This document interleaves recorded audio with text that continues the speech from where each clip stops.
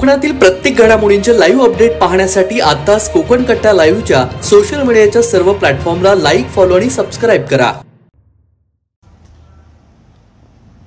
Sir, Devendra फडणवीसांनी अचानक काल बोलताना घोषणा करून टाकली की मला वेळ मिळाला पाहिजे, मला थोडंसं बाजूला ठेवा, मला मुक्त करा असं म्हणतायत। एकूण विधान तुम्ही ऐकलंय, काय तुमची भूमिका आहे, मत आहे या संदर्भात?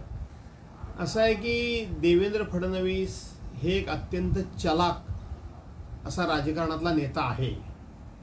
देवेंद्र फडणवीसांना कालच्या लोकसभेच्या निकालानंतर भविष्यामध्ये महाराष्ट्रामध्ये महायुतीचं सरकार येणार नाही याची पूर्ण जाणीव झालेली आहे।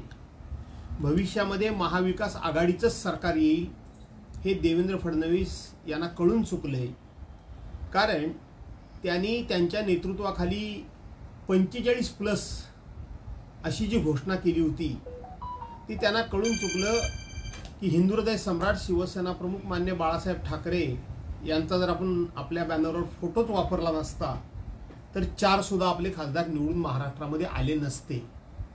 आणि म्हणून देवेंद्र फडणवीसांनी ही नैतिक जबाबदारी मी माझ्याकडे घेतोय असं एक रचलेलं नाटक आहे। आणि त्या निमित्तानं त्यांना एका दगडामध्ये 2 पक्षी मारायचे आहेत।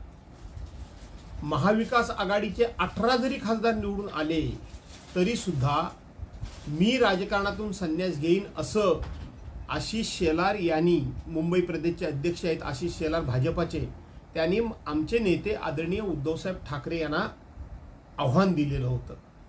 आणि देवेंद्र फडणवीसांना सरकार आपलं येणार नाही, त्यामुळं पक्ष आपल्या हातात राहावा याकरता त्यांना चंद्रशेखर बावनकुळेंनाच बाजूला करायचं आहे आणि पक्षाचं अध्यक्षपद आपल्या ताब्यात ठेवायचं आहे।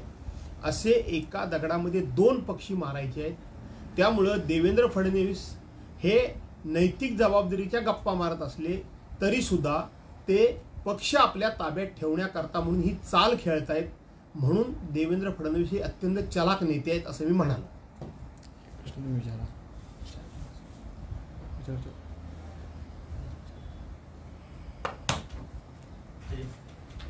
पुढचा प्रश्न राहिला।